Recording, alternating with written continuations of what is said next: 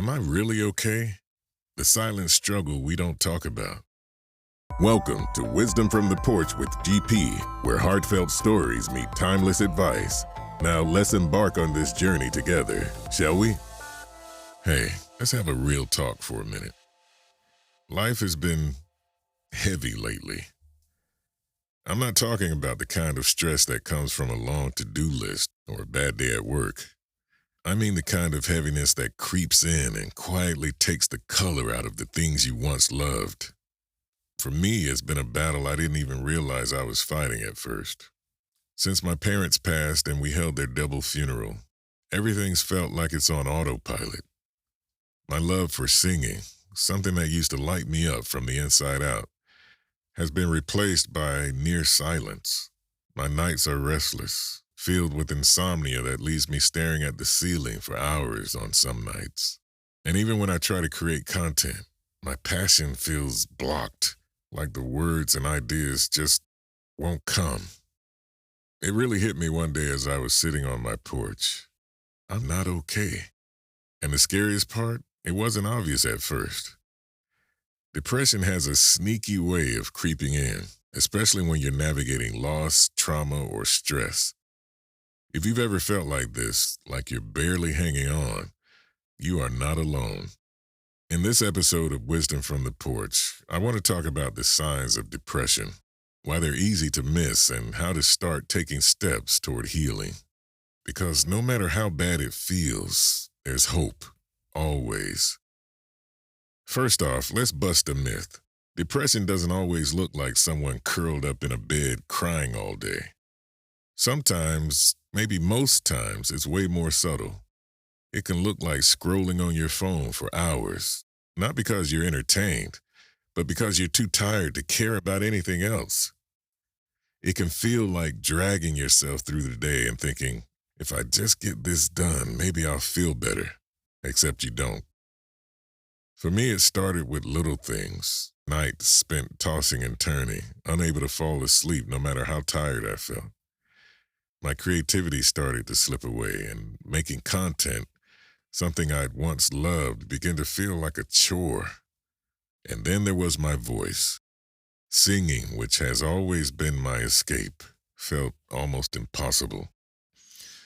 I had no desire to sing. I remember the night before my mom passed. I was leaning down in her ears, singing hymns, and the next day she was gone. Now, I don't know. Maybe that has nothing to do with it, but maybe that has everything to do with this feeling I have now of not finding any joy in singing. Every time I try, it just reminds me of what I've lost. And I'm trying hard not to stop trying altogether. The thing about depression is that it doesn't always show up with a flashing neon sign. It can feel like emotional numbness, losing interest in things you once loved. Losing interest in things you once loved, or even just feeling off without being able to explain why. And sometimes you don't even notice it until it's been there for weeks, months, or even longer. Some common signs of depression include persistent fatigue, even after you've rested, loss of interest in hobbies or passions, like my singing, feeling irritable or on edge for no clear reason, insomnia or sleeping too much, difficulty focusing or making decisions, and feelings of hopelessness, emptiness, or being stuck. If any of this sounds familiar, take a deep breath. You're not broken. You're human, and you're not alone in this.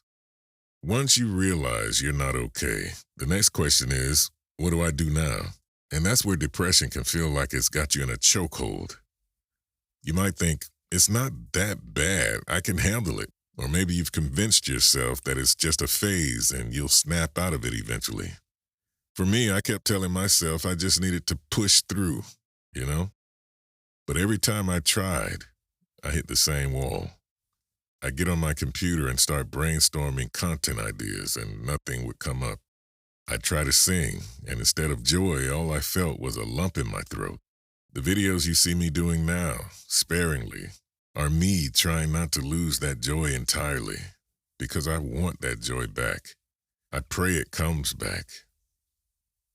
The conflict is real, people. Depression makes even the smallest tasks feel overwhelming, and asking for help can feel impossible. It convinces you that you should just deal with it or that nobody will understand. But here's the truth. You don't have to deal with it alone. You don't have to conquer depression in one big leap. Healing starts with small, intentional steps. For me, it looked like this. 1, acknowledging the struggle. The first step was admitting to myself that I wasn't okay. Saying it out loud to my wife, journaling about it, or even just whispering it to the wind on my porch made it real. If you stop pretending you've got it all together, you'll feel a tiny weight lift. 2, talking to someone. Therapy, I'm hoping, will be a game changer when I find the right therapist.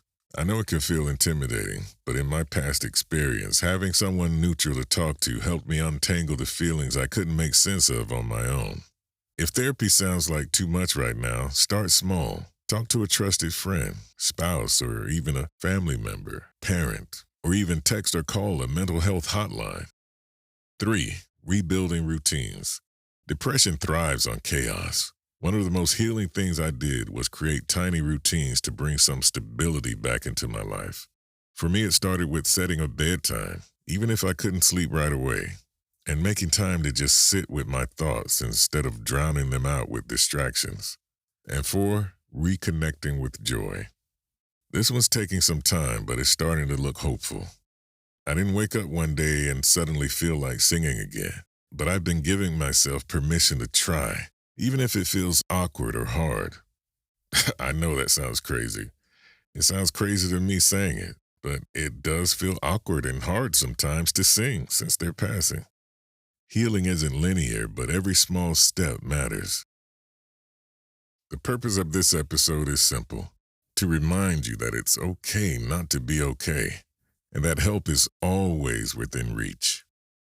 Depression might try to convince you that you're alone and that things will never get better, but that's a lie.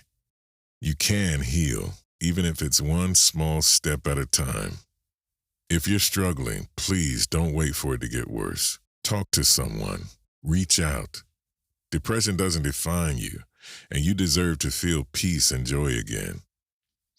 Remember, you're not your struggles. You're so much more than this moment, and the light you're looking for is still within you.